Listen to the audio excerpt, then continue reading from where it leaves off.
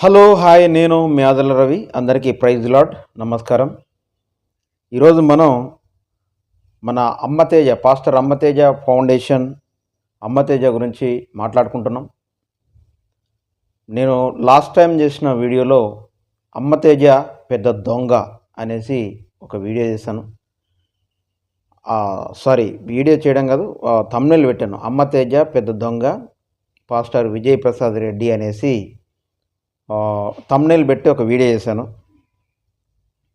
కానీ నేను అమ్మతేజ దొంగ, అమ్మతేజ మంచి పాస్టర్ కాదు, అమ్మతేజ ఇట్లాంటోడు అట్లాంటోడు అనేసి నేను అసభ్యకరంగా ఎప్పుడు మాట్లాడలేదు, ఇప్పుడు కూడా మాట్లాడట్లేదు.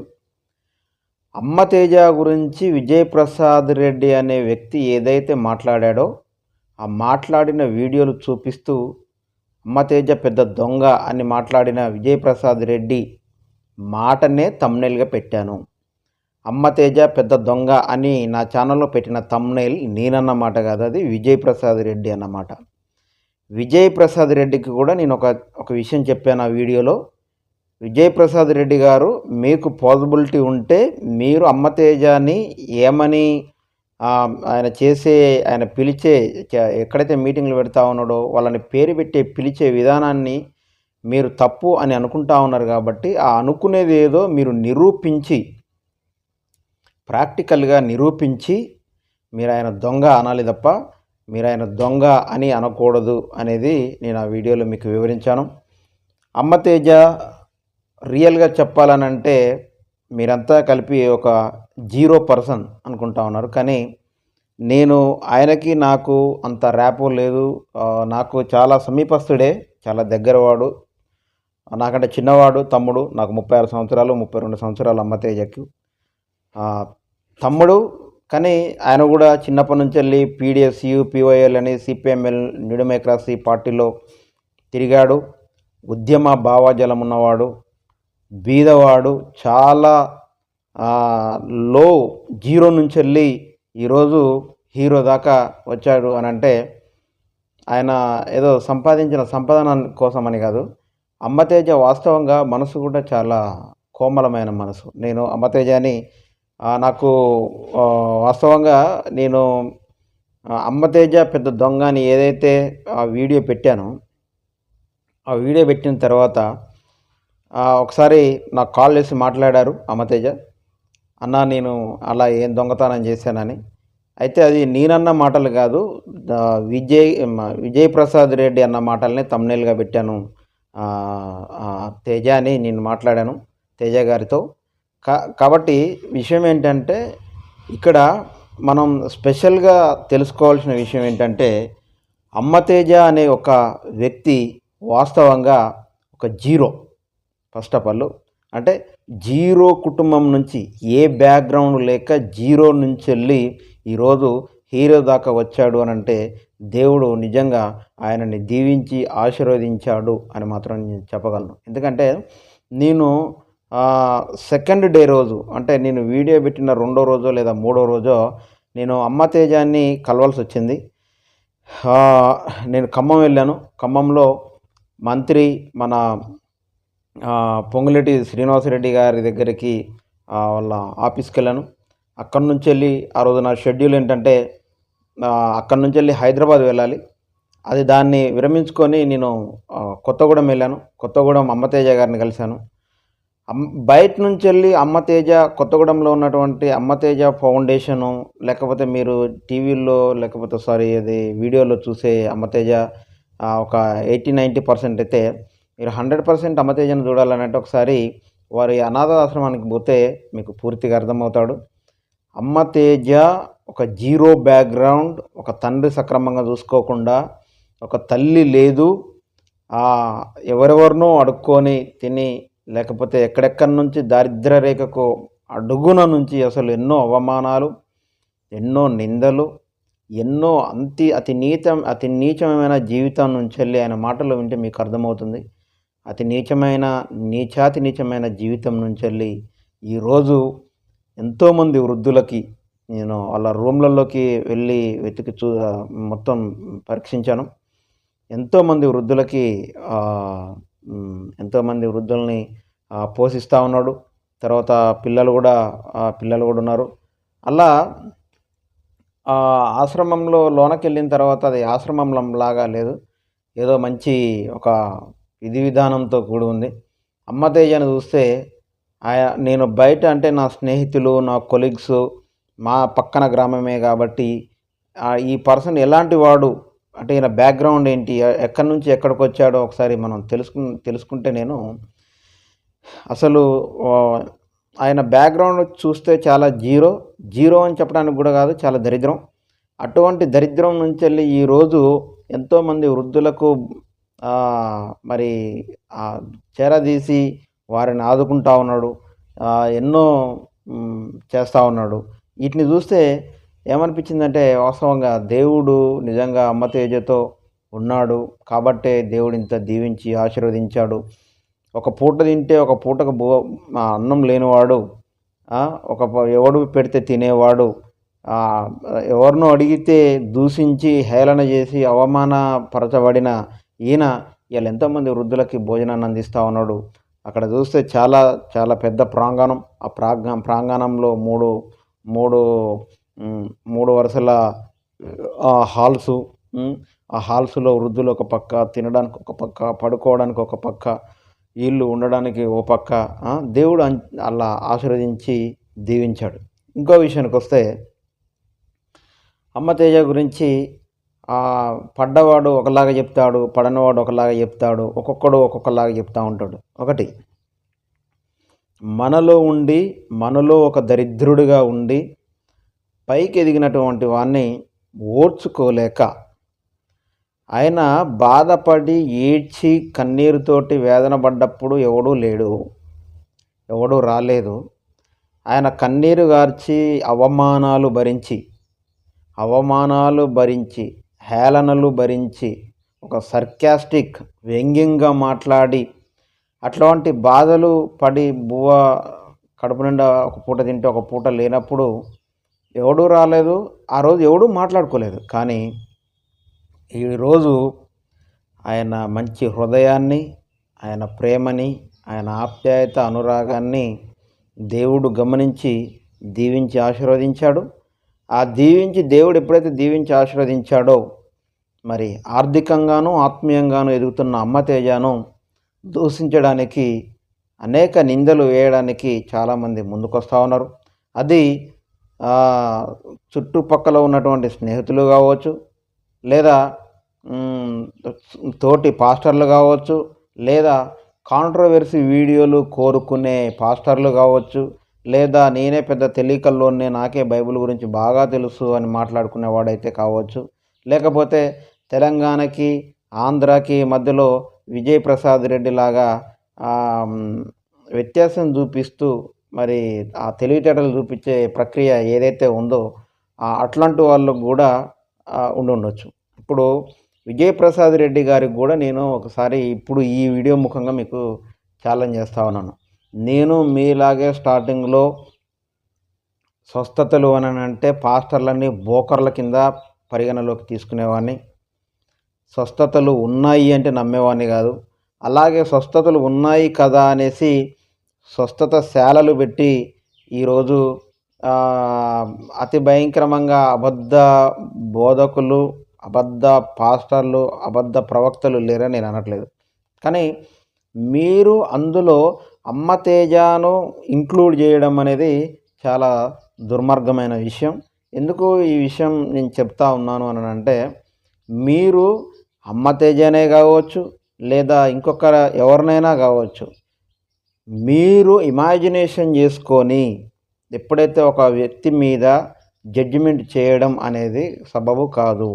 మీరు ఒకవేళ జడ్జిమెంట్ చేయాలి అని అనుకుంటే అమ్మ తేజాని కావచ్చు, లేదా ఇంకా వేరే పాస్టర్లను ఎవరినైనా కావచ్చు, మీరు పట్టుకొని నిరూపించి ప్రజల ముందు చూపెట్టిన తర్వాత ఆ వ్యక్తి పైన నింద వేసి జడ్జిమెంట్ చేస్తే నీది కరెక్ట్ జడ్జిమెంట్ అనేసి నిరూపించబడుతుంది తప్ప నీకు మీరే ఇమాజినేషన్ చేసుకొని అమ్మ తేజ దొంగ, అమ్మ తేజ అట్లా, అమ్మ తేజ ఇట్లా అనేసి మీరు మాట్లాడే విధానం అక్షరాల 100% తప్పు అనేసి విజయప్రసాద్ రెడ్డి గారికి తెలియజేస్తున్నాను.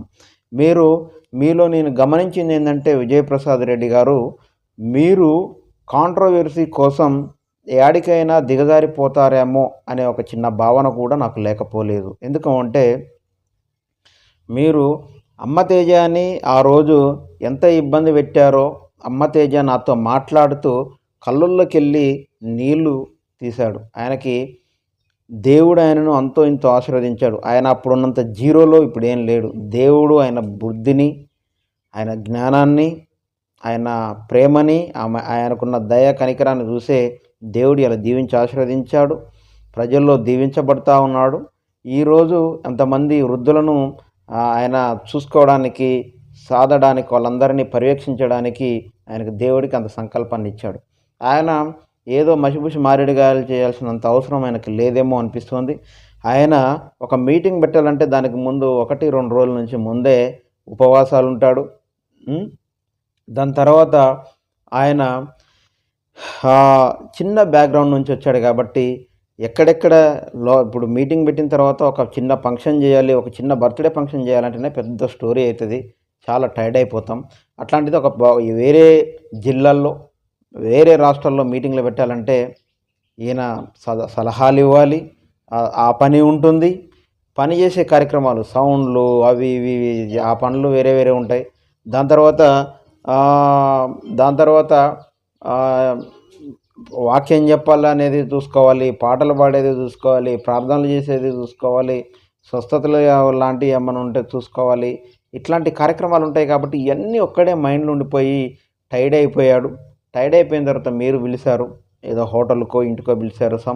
పిలిచిన తర్వాత ఆయన టైర్డ్ అయిపోయి వచ్చి ఆ మాట్లాడే విధానం ఏదైతుందో, మీరేమో మంచిగా కడుపు నిండా దీని ఎనర్జీ కోసం అంతా హాయిగా మీ పక్కన ఇంకొక ఆయన బ్లాక్ షర్ట్ అని ఎవరో సంథింగ్ మంచిగా రఫ్ అండ్ టఫ్గా మాట్లాడేస్తూ ఉన్నారు.